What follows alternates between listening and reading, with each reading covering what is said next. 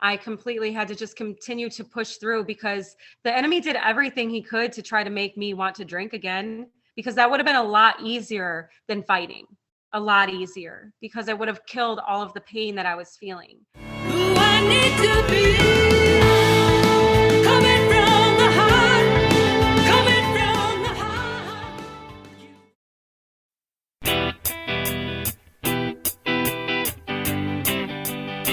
Hi, it's Marilyn and Bruce of Montage Duo. We are a versatile musical act that performs music from the 1940s to today. We cover a wide range of musical genres and styles, including classic rock, pop, country, funk, blues, and even a little jazz.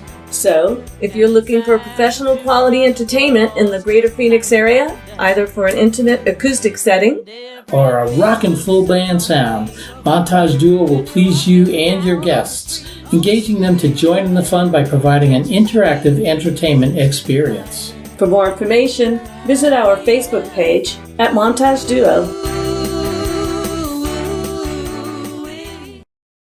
Well, hello, MOMnation and everybody out there. I was just going to say it's MOMnation Unscripted, but it's not.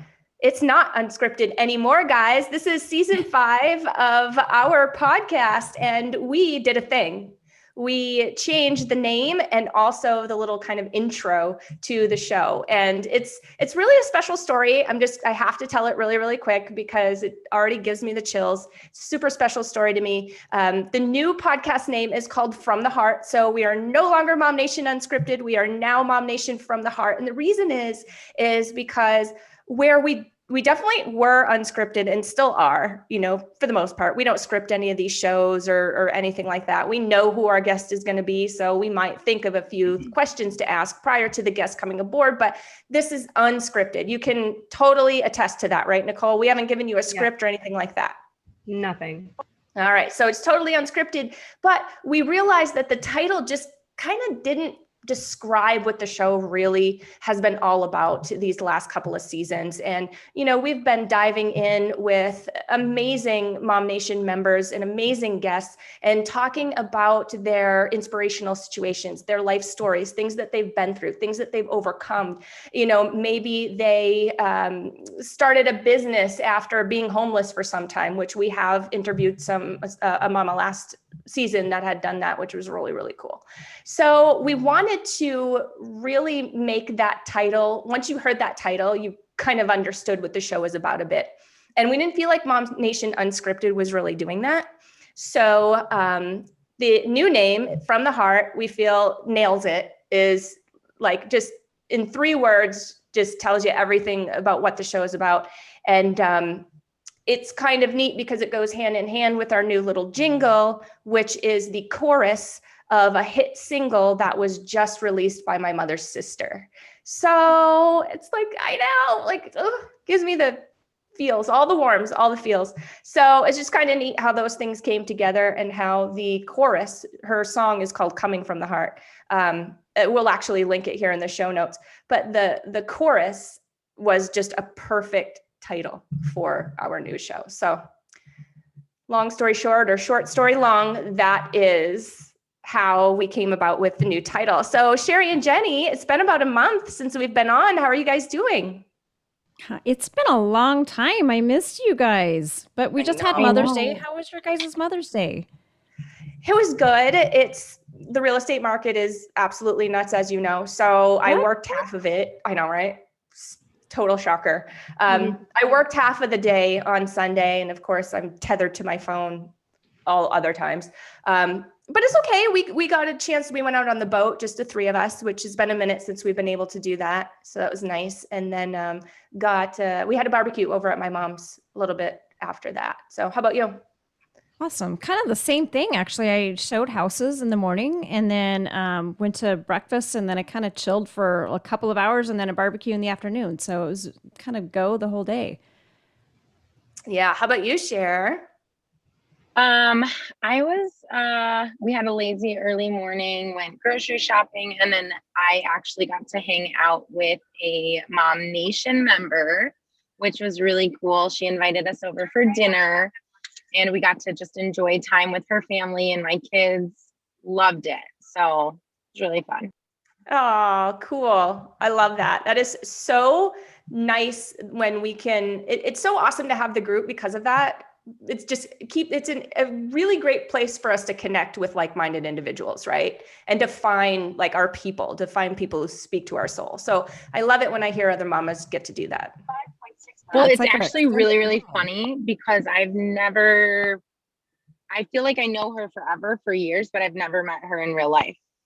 And so it wasn't like meeting a perfect stranger when I went over there for dinner, but it was kind of. Right. That's funny. I didn't realize you guys hadn't met yet. That's really cool. Well, plus she's like also my upline. And so like, it's just, she's in my life so much, but I wouldn't have had that connection or that relationship. I wouldn't have my extra business and the success that I have without her either. So this is what MOMnation is all about. Yeah.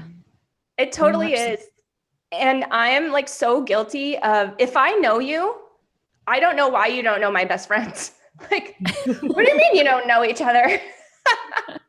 So I'm a little weirded out because I've known Layla for, I don't know, she was a client of mine before she moved. And so I've known her for years and years. And I'm like, how do you not know Sherry? How? Anyway. Yeah. It's funny That's like crazy. that. Yeah. Well, Nicole, how about you? How was your Mother's Day? Oh, it was amazing. We just hung out. I got breakfast in bed. My 12-year-old made homemade banana bread.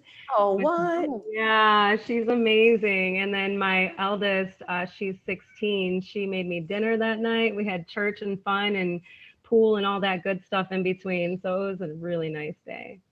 Oh, so good to hear. Well, as you know, this is the podcast where we share inspirational stories, useful information. We have mom talk here on this podcast, and I cannot wait. It's been what, since the first time we spoke? It's been months, Nicole. Yeah. And I have been waiting to hear your story for months. And we'll talk, we'll message back and forth. And I'm like, no, don't ask her. Don't ask her to fill you in because you've got to wait until the podcast.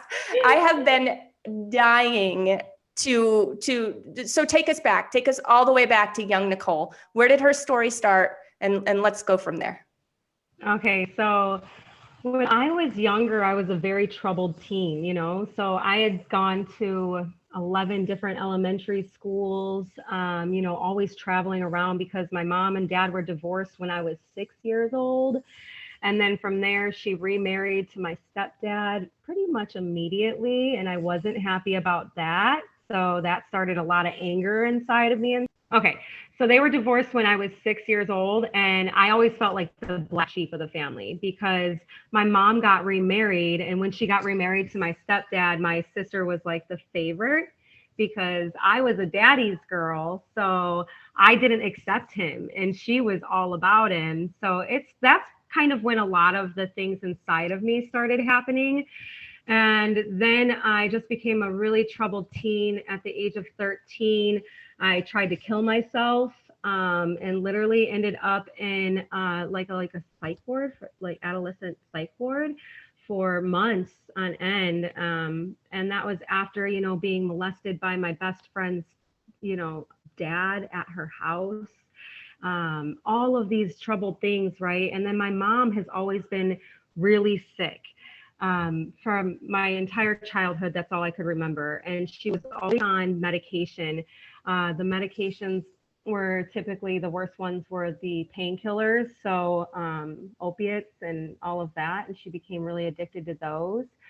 But what happened was the first time I had a drink was when my mom was actually traveling with my stepfather, with her work, and my stepfather was home and he needed a drinking buddy. And he knew that I had already drinking before with my friends because, again, I was already troubled, that I already smoked weed.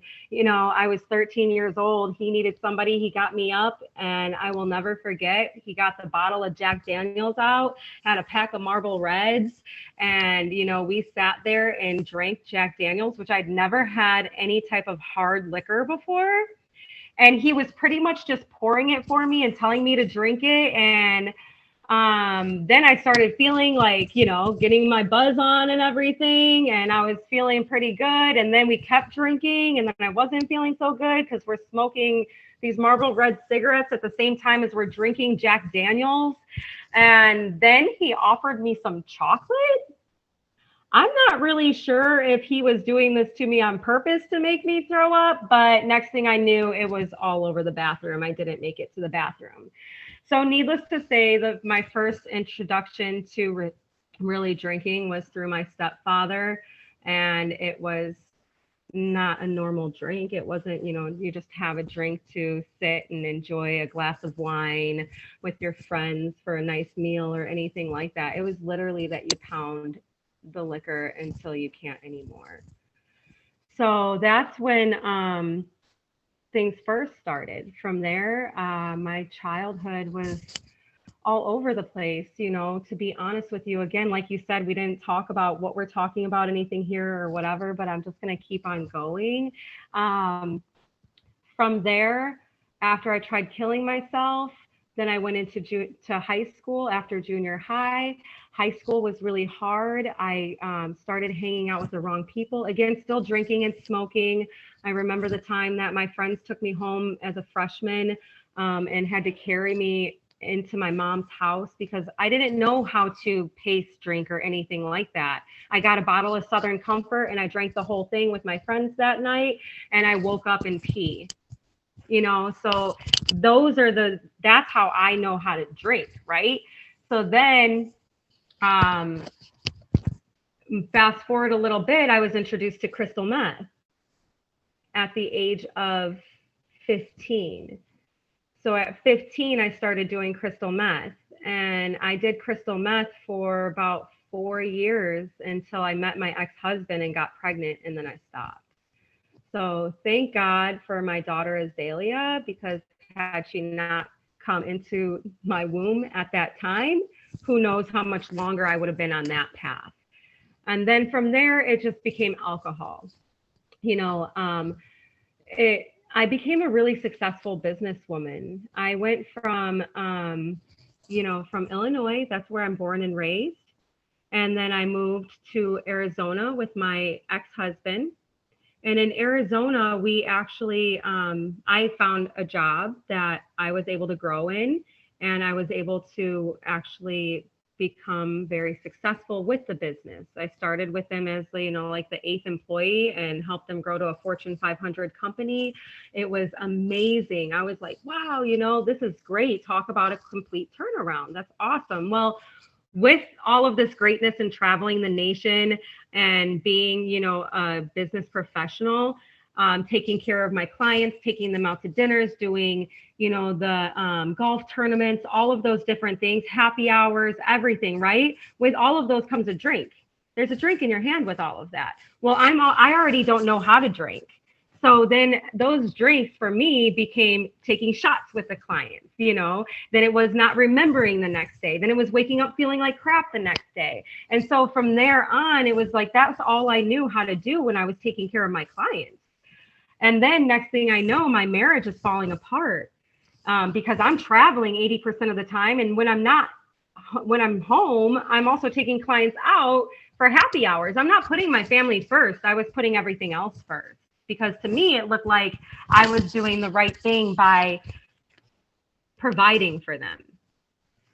So from there, my marriage went downhill. And then, so many bad things happened along the way from there. My kids seeing me just wasted all the time. Any party that I went to, it wasn't just having a drink. It was me becoming like a bobblehead, because I had not just a drink or two like everybody else. I was drinking and then taking shots in between, and then drinking more, and then making my drinks with more vodka than they needed to be, with a splash of whatever it was. And waking up the next morning, I had to drink again because I had the shakes and I had to do something about it. So I had to have the hair of the dog, right? Well, that hair of the dog lasted the next day, the entire day until the next day. And it was just a cycle, and it just continued and it continued and it continued. And there would be days that I wouldn't drink for a little bit, but then it would go back to that cycle again, right? So now I'm living at home alone, and now I'm still continuing to drink and not knowing what's going on. Katie, I remembered the other day that there was a day that, I didn't have my kids because they were with their husband, and I'm a huge Chicago Bears fan, and I'd already been drinking that day, but I was like, I'm going to go to the bar and have some drinks with some people and celebrate, like watch the game. And I woke up in the hospital because I drank so much that I passed out at the bar. And Oh my goodness. yeah. And I was like, how did I get here? That wasn't the first time or the last time, that I ended up in the hospital. There have been at least 4 times where my blood alcohol level was 4.0 and higher, because I didn't know anything else. I didn't know how to control it. It was controlling me. And so, needless to say, when I was in that addiction and going through everything, I lost my children. My ex-husband took them from me completely. I lost all of my rights. At the time, they told me that it was going to be 3 months. I needed to just take 3 months to get myself together.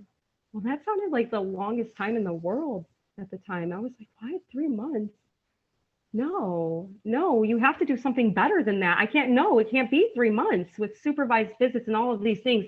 I showed up to those supervised visits after drinking. Like my babies are at stake here, and I'm showing up to these visits after having a couple of beers after church. And how old were your kids at that time? During that time, my eldest was 6 years old and my youngest was 2. So do you think that they could tell? Did they notice anything? They're probably too young to really know what was going on, but I'm curious if they noticed your behavior was different, or if they could tell what was going on. Yeah, Azalea is my oldest, and when she looks back. Oh, we lost you again. After you said Azalea is your oldest, you cut out, your voice cut out again. It seems like there's some sort of timer maybe on your, there you go, you're back. I'm sorry, I'm not sure what's going on with the internet today, but at the time, they saw that a lot, so they knew something was wrong, because there were days that mommy wouldn't get out of bed because mommy couldn't get out of bed. So the littlest, though, Emma, no, she never knew. Thank God. But then she also didn't know why I wasn't there, because then as time went by, I wasn't showing up for the supervised visits.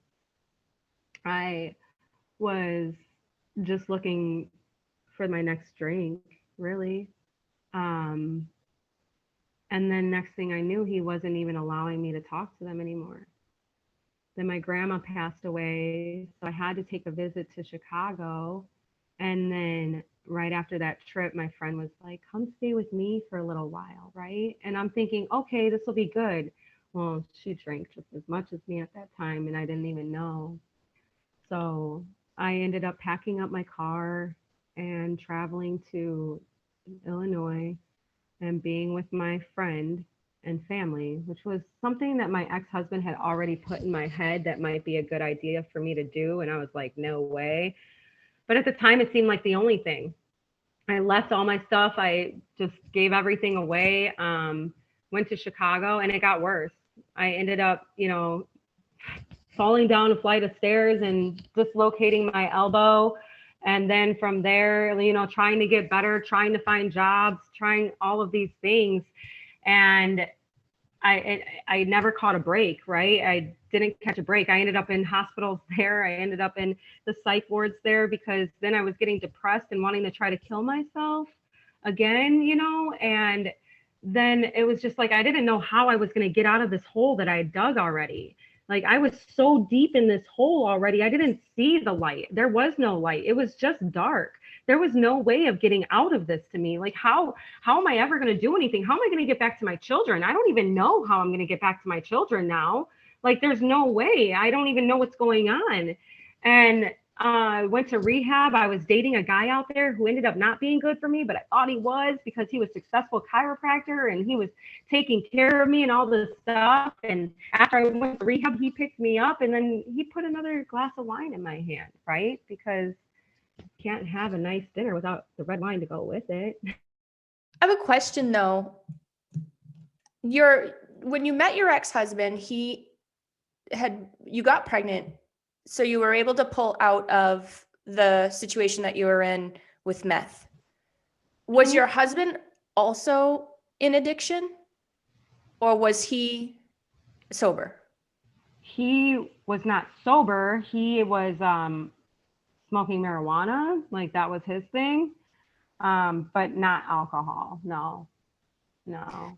So throughout your marriage, was he supportive of like how was that going on? I mean, I know you had 2 kids, so I know what that's like, but as far as you, was he supportive or not?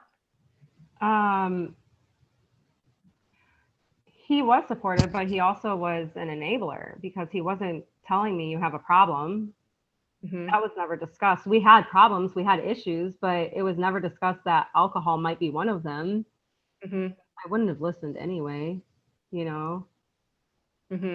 So he was enabling you, and then it seems like the chiropractor was doing the same thing. So it was a similar sort of situation. Completely. And with the chiropractor, he also gave me a place to live. I was staying at his house with him, and I was like his arm candy, to be very honest with you. He was an older gentleman, you know, and it was just, that was fun to him. He had me to hang out with, and I had alcohol, a place to stay, and I worked for him, you know, and helped him grow his business. And I was still able to do that.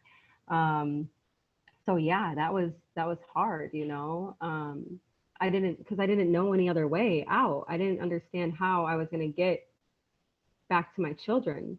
Even though it was always in the back of my mind, people would have never thought that I was thinking about my children because of the lifestyle I was living. I was couch hopping for a while, like literally, you know, because this guy didn't really care about me. He just made me think that at the time. And I would literally be kicked out of his house and be couch hopping from one friend's house to the next friend's house. No place to live. All of my belongings would fit in my car. My family, some of them have cut me off already. You know, my mom always took me back in if I needed a place to stay. But other than that, everybody was sick of it. It was just a vicious cycle that, you know, and this is just part of the story. I had hurt so many people and done so many things already because like my best friend from high school, I went to his engagement party and I was already hungover. So I was drinking before I got there. Then I had a couple drinks there and, you know, I'm meeting his soon to be wife for the first time and all of her family. And I was a wreck. I ran into their screen door and I don't even remember any of it. Just what they've told me that I did. I don't remember that. But I know that I was, yeah. Do you think that minus the chiropractor, do you think rehab did help or would have helped if you got out and you had that support outside of that? Absolutely 100%. What I would say is that absolutely 100%. The key to success and recovery is to stay around other people who are not drinking or that are in recovery as well. It is not to go back to the same environment that you just came out of because that environment is not going to help you succeed in your recovery, plain and simple. And for me personally, one day I was invited to a church that I never even heard of before. It was by that chiropractor. So if he hadn't come into my life, then I wouldn't have gone to that church. So by the grace of God, I went to that church that day after my final relapse almost 5 years ago now. And I went into that church and I was introduced to the Holy Spirit that day. I have no idea what was going on in the room, but the guy looked at me and he said, I had a message prepared, but today the Lord told me that there's going to be a deliverance. I didn't even know this language. A deliverance? What is that? I don't even know what it is, right? And so that day, I was introduced to the Holy Spirit. All of a sudden, I was sitting in that room looking up, like thinking something was in the vents because I started feeling funny in there, right? And this lady, he had filled with the Holy Spirit, whatever that meant, right? And then she comes over to me and she said, he's like, can she give you a hug? And I said, no. And he's like, I think she means yes.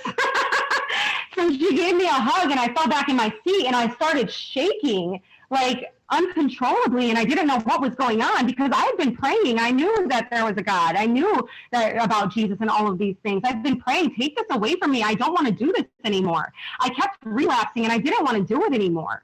And so that day, when I sat there, they took me up as an altar call, and next thing I knew, I was on the floor shaking, and just all of a sudden, I was miraculously healed. The things that were happening to me on that floor, I have no idea. I didn't know what was going on. I did not understand, but I stood up at that time after looking around like, what the heck just went on?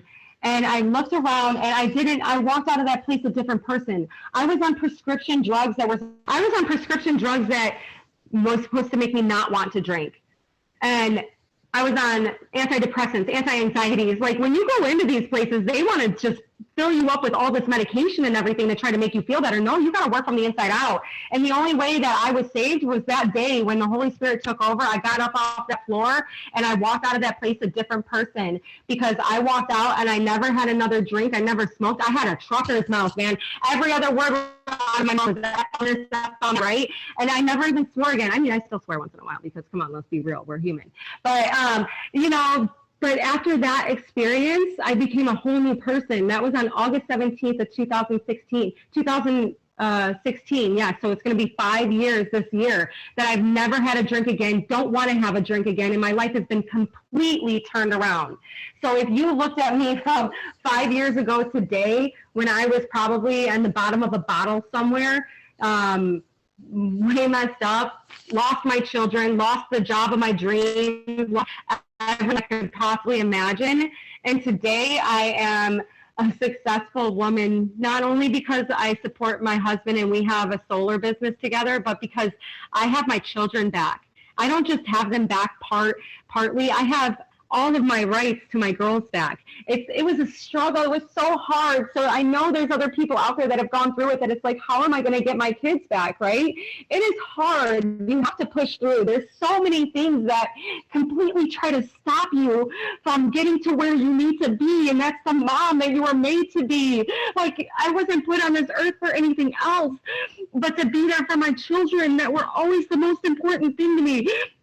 But addiction made me think that alcohol was the most important thing, and that is not the case. Today, I have 4 children, 4 beautiful children that I get to be a mommy to, and that I get to be there for every single day. And guess what? I have a beautiful house that we just built last year. I have all of these amazing things, and then the Lord gave me a ministry. Road you were So now on. I'm There you are. Oh, I'm so sorry. Oh, you're fine. That was Where such did I cut off, you guys? it was an amazing road you were on, and we lost you there for a moment, and I was with you. I was so with you there. Oh my goodness, and I'm so proud of you. Tell us a bit about, so from that point, so you went to church, that happened to you, and it was an amazing experience. What happened after that? Because you had to have jumped through a bunch of hoops to get to That's what I was saying. Okay, so it's hard. So that's what I was trying to say, is that the journey from there to here was so hard, and it was constant. It was like everything wanted to stop me from getting back to my girls, which I knew was the most important thing to me and why I'm here and what I was supposed to be doing. But I had to keep pushing through, and I had to keep praying. I had to keep my support system around me, and my support system around me had changed completely. It was everybody that I met at the church that I went to. It was all of the people that could help me get to where I needed to be. I no longer was looking at, those people that I used to go out to the bars with and things like that, because I knew that I couldn't do that. So it was pushing through. My friend Marisu kept reminding me, it's part of the process. I hated hearing that. I heard it so much. It's part of the process. Like, no, I want this to be over with. I'm a different person now, but nobody saw that, because on paper, I didn't look like a different person. When I was going to court, when I was doing all of these things, I looked like a terrible person, a terrible mother who had done nothing but drink and didn't care about her kids and just left them behind. So I just kept my tight, group of friends were just a couple of people. And then I just focused on working. I focused on the prize at the end, which was my children. I completely had to just continue to push through because the enemy did everything he could to try to make me want to drink again, because that would have been a lot easier than fighting, a lot easier, because it would have killed all of the pain that I was feeling. When my ex-husband would stop me, I had things happen easy. It was not an easy process in order to get from that floor on the church that day to where I am right now, right? With my beautiful family, and everything that we have that is so amazing. But all I could say is that you just have to encourage yourself and find even just that one person. It could just be one person that you can call whenever you're feeling that way. That's why these step programs work, because you have a sponsor. So Right. that's why, you know, having that accountability partner or whatever it is that you need to have is going to help you get to where you need to go, because the enemy is going to throw so many things at you to try to make you stop, to not get to where you're supposed to be. And you need to have people to lean on that are going to lead you in the right direction, that are not going to lead you to the bar. They're going to Yeah. lead you in the right direction. And that is in the positivity in all of those places instead. Support giant. I can't stress that enough in anything that you're dealing with. Support is so huge, huge, huge, and the right kind of support too. But how did you change the court's mind? Was it a process, I'm assuming? How did you go from not being so great on paper to finally getting all of your rights back? It was one step at a time, continuing to do what I needed to do, right? Every time I'd walk in there, I'd think that I was going to get favor in the court because I was doing so many great things in my life, right? And they would be like, nope, it's on him. Like, nope, he wins. He still has sole custody. He still has sole decision-making rights. I'm still taking drug tests. I'm still doing this. I'm doing that, right? And during that process, I was working a job, like, it's crazy how I started working for a job at $13.50 an hour, and then, you know, kept getting promoted to the director, right? And starting from the bottom, working my way up. But they didn't care when they saw that. They didn't see those things, right? Because that's not written on paper. It's not what shows it. And I'm falling asleep, you know, early. And then guess what? I'm not blowing in the little device that I was supposed to blow in on time. So what's he do? He comes and rips the kids away from me again. Like, I'm sorry, I fell asleep. You know what I mean? Like, no, we found a diluted drug test back from, 2 months ago. So we're going to come and take the kids from you. What? I'm doing everything right. But guess what? It's on paper. On paper, I don't look right because I fell asleep during that one. And then they found a diluted drug test on another one. And now guess what? Now I'm going back to court and I have to pay his court fees. And I'm already paying child support, $800 a month to him and everything else. So I'm the one that's in the wrong. So as a very short answer long, I had to keep on pushing through, and I had to keep on doing the right thing, and I had to keep on fighting and showing up in court every single time that there was a court date, and telling my story and being honest. I was honest because the more I was honest, the more they saw I was honest, and the more they saw that he was just trying to bring me down.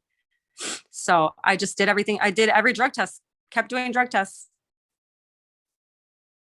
So bring us back to Illinois. So Illinois was where you walked into the church for the first time and you had some miraculous things happen. Mm-hmm. How did we connect with the now husband and get to Arizona from there? Because you're in Arizona now. Yes. So I call her my angel friend, and that was the one friend, and her name is Marisu. We had always been friends, and she took me back into her home. And in her home, she has 2 children too, where I already relapsed one time. And she said, yeah, come on. Like she would of course do anything she could to get me back with my children. This time she knew it was different, and she took me back in. I lived with her in a room. And as I was living there, I started getting back to work. And I had so much favor. I kept finding these positions that were paying me a good amount of money so that I could, get my own place. I got my own place within, 4 months of living with her, and I had no credit, nothing, everything. I had nothing at all. And I got my own brand new apartment with brand new furniture in it and all of these things because I kept on just praying and seeking the Lord instead of seeking those other worldly things that were going to satisfy me at the time. And the more I prayed and the more I sought him, the more things started happening for me. So then from her house, I went into my own apartment. And this is, again, another way that I was proving to the courts that I was a good person and I was doing the right thing. I had a great job and I was being promoted within that job as well. And then I was able to just keep moving forward from there. From that apartment, I went, oh man, there was still so many struggles even then. Like when he ripped the kids out of that apartment, I had to fight again and go and let them take chunks of my hair so that they could see that there was nothing in my system, go and pee in a cup again so that they could see that I wasn't hiding anything, go like whatever I had to do besides literally banging my head up against a wall because I didn't know, like I literally did because I was just so upset. And it was like one thing after another, no matter what I did, I could not win. But eventually I did. I met my husband when I actually started doing it's called Prove It. You guys might have heard of it, but I was taking this Prove It drink which is exogenous ketones, and it helps you like stay healthy, get your mind right, all this stuff right. And I'm on this healthy kick. So I just went ahead and started doing that. I got home and I was like in Arizona and I'm like, I got in this group and I was like, I need to find somebody in Arizona that has a 5 days so that I can get it. And that's how I met my husband. He was the guy in Arizona that had the 5 day. Oh, how cute. So then from there, we both wanted the same thing. And that was to start a family and just to focus on God and growing and things like that. And we've both grown together. He's 7 years younger than me. So that's a blessing because I've already like done so much. Most people my age wouldn't want to be starting all over again. But I knew that I was still supposed to have more children. And I'm so blessed to have been given the opportunity and to be able to continue to have children right now so that we can have a family together and I can live the life that was stolen from me and then continue with my children right now. And it must still be a process, right? Because I mean, you're 5 years sober, just about 5 years sober. That's not a huge chunk of time in the grand scheme of things. So what kinds of things do you need to do on a daily, weekly, monthly basis to kind of maintain where you are? Is I assume it's still work. Yes. It's definitely still work. And it's a focus that you need to be like continually recognizing when things might start shifting to get you back into those spiral downward that you might fall into. Right. So first of all, I am okay with being around people who drink and I'm okay with being in those environments because I don't want to drink, but I need to worship. For me, worshiping is amazing because I love music and I love to worship and I feel the presence of God and it makes me feel so good. I have my prayer time in the morning where I have to get in the word and just really just seek the Lord in everything that I do and just keep my eyes on him. Because if it wasn't for the price that Jesus paid on that cross and the blood that he shed, I wouldn't be where I am today. So my focus is on him. And then I have a ministry, right? So God knows what he's doing. He's like, I'm going to give you this ministry so you have to take care of other people because then you're going to be focused on what you have to do in order to do it and teaching other people how to do it. And then you can't go backwards, right? Because now I have a responsibility. I have a responsibility to all of these people that he's trusting me with, that I'm helping lead on the right path.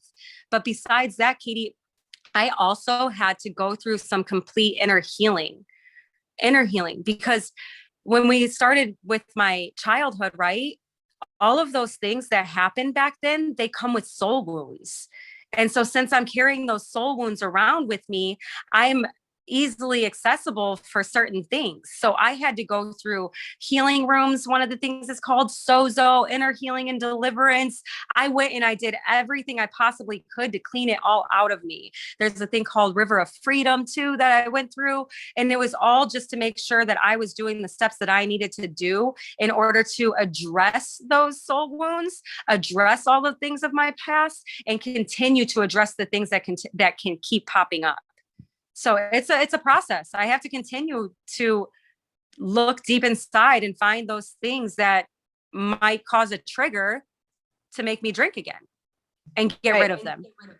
Right. It's like talking with somebody who has lost a bunch of weight. Yeah, they're out of it. They're, healthier now. They're in their thinner body now, but there's a reason why they were where they were before, right? There's triggers, there's all kinds of things going on. And I feel like it's a similar situation. Yeah. It's a different addiction because for them, it was food. Right. For me, it's alcohol. So let's talk about addiction a little bit. Since you've been through so much and you went through, it sounds like you went through the programs. Did you go to AA? No, it didn't work for me, but it works for a lot of people. Like it didn't work for me at the time, but it's an awesome program. The program that the ministry that I have started like with the Celebrate Recovery lessons, and Celebrate Recovery is the Christian focus of the 12 steps. Got you. Same thing. So you've lived a lot of life. You've learned a lot through those experiences and through the experience that you had when you were using. So from your perspective, where is that line? Or is it a very fine line that it's okay, I party maybe on the weekends or whatever. Now I'm having a drink or two a night with my family or at dinner. When does that become a problem? When is it just, hey, I'm an adult and I like to relax by the pool for a beer a night? Or, hey, this is a problem. Like you have a reliance. Yeah. So when every single thing you do, you have to have a drink in your hand, that's not normal, right? When no matter how you hang out with friends or family, you have to have that drink in your hand. It's not normal unless it's like if you're not doing it often, right? If it's like you're meeting up with people and every time you guys meet up and it's at nighttime or whatever, that's a totally different story. But if it's like, okay, you're meeting up with people, they're not drinking, but you have a drink in your hand, that's not good, right? The other thing is that when you're drinking alone all the time. So it went from, having a glass of wine at night was okay. But then I was drinking a whole bottle of wine at night after work. That's a problem, right?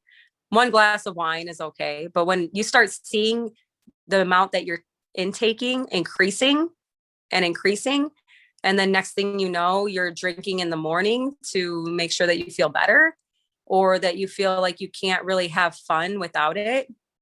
That was the key for me too, because I always felt like, well, if I can't have a drink, how am I going to have fun? Everybody else is drinking, so I have to drink too. But then when I started looking around, no, everybody else wasn't drinking like I was drinking. They were just having a glass and like hanging out and having a good time while I was having 4 and getting wasted and sometimes making a fool out of myself. So that's when you got to start looking at it as like, okay, am I the only one that's drinking here? Am I the only one that's having multiple drinks when everybody else is just having like a drink and hanging out and then saying goodbye? And then when everybody else says goodbye, they go home and just do other things. But I'm the one that's going back home and looking for my next drink and drinking all night long because I couldn't just have that one drink with friends. I had to continue going, right? So brunch turned into lunch and dinner like all day long for me. I'd meet my girls, go have brunch. They'd all go and do their thing. And I was still going back home drinking. So what advice do you have for somebody out there who might be finding themselves in the problem drinking realm, but it's not necessarily full-blown addiction? I've got to do it all day, every minute. And, when I wake up until I go to bed, like it's not there yet. What advice do you have for somebody who's just kind of kicking around the middle and it could become a problem, but they still kind of have it under control? Right. First of all, be careful. And I would say also when you're recognizing that, like I'm in control of it, it's okay. But I do drink often. Try to not have a drink at something that you would normally have a drink. Try to do something that doesn't involve drinking, hiking, kayaking, all these fun things that I say that because I'm going to go kayaking soon, but all of these other outdoor type of activities that you can be doing to enjoy scenery, things like crafting, whatever it is that speaks to your heart, try to do things that are outside of drinking where you don't have to have a drink in your hand. If you start recognizing that, well, I don't really want to do those things, or I just want to do things that I have a drink in my hand, then you probably want to start being more aware of it.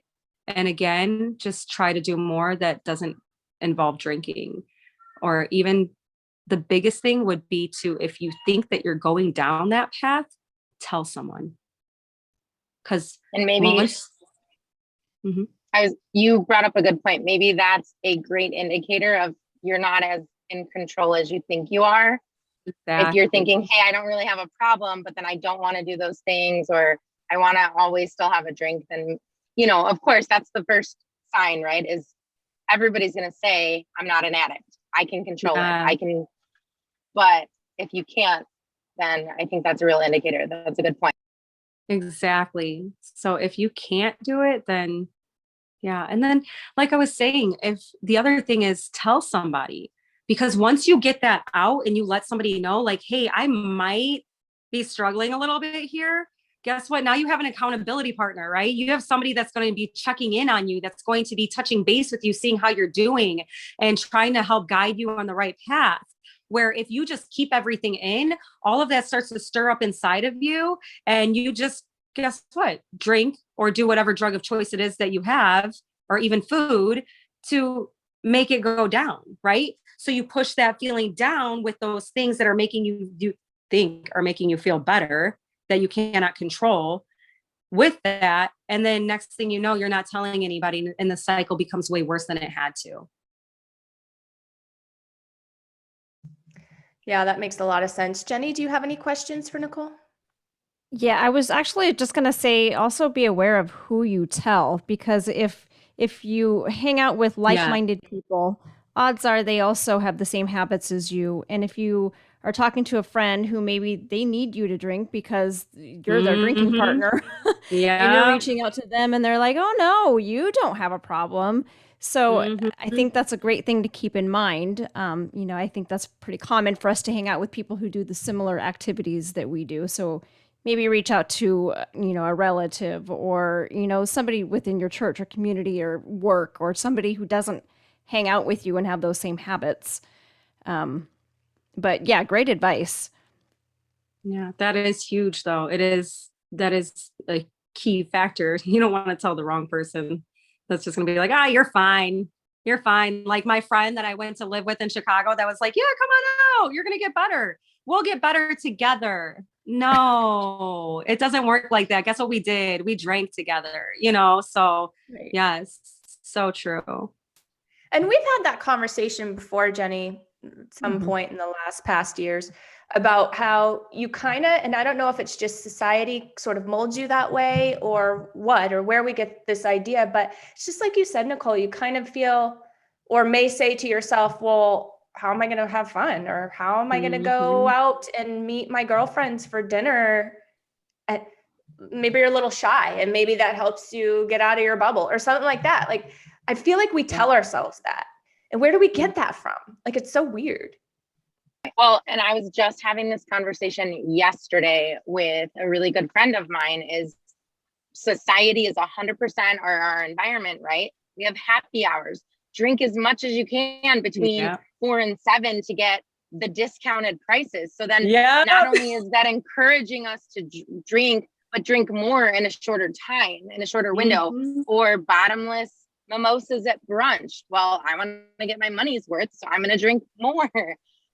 It's definitely our environment and definitely society that makes it seem mainstream. And I think with alcohol, it's socially acceptable in many instances over drugs or other addictions. And so it just makes it a vicious cycle. Yeah, that's so true. So true. And a lot of it goes back to childhood. When I was growing up, at every single family party, they were drinking. They were drinking all the time. Like that's all they did was drink. So some people, that's all they knew from then. Yeah, a similar situation here. I come from a super small town out in the woods in New England. That's all anyone ever did. Either you went to the bar or you went out into the woods and had a big bonfire and, your 6-pack of Bud Light or whatever it was. Yeah. But that really was what I saw from, being this big all the time. So it was like super normal. It was almost normal if someone didn't. You're like, wow, you're weird. What's wrong with you? Mm-hmm. Right. Which makes it that much harder to not do it because we grew up around it all the time. And Katie, that's so huge because that's what I was like, how am I going to go to a family party? Like everybody drinks at my family parties. They're going to be looking at me like I'm a weirdo. But guess what? I have more fun than everybody else now because I am a weirdo. And you can remember it the next day. Yes. And I feel great too. Exactly. And you're not wrapped around a toilet bowl. Yes. Well, have you guys ever heard? I've had friends that don't drink, and just because they don't drink, but when we're out, like people will be like, oh, are you recovering or are you sober? No, they just don't drink. But why is that the first question that people ask too? Like, because society makes it seem like it's weird if you don't drink. Yeah. Yeah. So true. I don't know. I love this conversation because I feel like somebody who really needs to hear this conversation is going to hear this conversation and be like, yeah, you know what? That is, why am I falling into that pattern? Mm-hmm. So thank you, ladies. Anything else for Nicole before we say goodbye? No, this was good. We could chat for hours on this topic. So this has been a fun one to cover. And Nicole, your story is so inspiring. I mean, look at where you are today. I mean, it just gives everyone out there listening a little bit of hope. You've been through hell and you stuck on, your path, and you showed your strength and you overcame it all, and you are happy and healthy and successful and, remarried, and your kids in your life. You have such a great success story. So it just gives everyone out there listening, a chance to see that they can do it too. I totally agree. It was huge. Thank you for sharing a bit of your story, a bit of yourself. And I appreciate that you did that, because I'm sure a lot of this, and I mean, you tell me, for me, it would be hard for me to share some pieces of this story. Like, we saw, and I brought the tissues too, just in case I followed you, but you had a really emotional reaction, 10, 20 minutes ago, whatever it was. And I could just feel it. Like I could just feel all of that emotion. I'm getting the chills right now. And so I really have to, I thank you. And I really want you to know how much I appreciate, because I'm sure some of that it's still tough. It's, it wasn't that long ago. Right. But if my story can help somebody else, I'll feel it all day long. Oh, well, that's amazing. Thank you again so much, Nicole. We hope to have you back on the show and maybe do a little part 2, because I actually we've got to go. Our time is up, but I actually do have a few more questions that I wanted to ask that I didn't have a chance to. But the conversation always seems to go in a direction that I know people need to hear. So it's not about my feelings or my perspective. Just the conversation just always seems to go in a direction that I feel like, this is what needs to fall on the ears out there right now. So I appreciate it so much. If anybody else is interested in being a guest on the show, please follow us at MOMnation on Facebook or Instagram, or YouTube. It's all the same handle, at MOMnation USA. Give us a quick like and shoot us a message if you would like to get on. And please, while you're at it, subscribe, download, and rate us on your favorite podcast platform, because that is how we are able to get this information, these stories, this inspiration out to the masses. So thank you, mamas. Thank you. Bye, guys. Thank you, Nicole. Bye. Yes. Thank you guys so much. Have a great day. You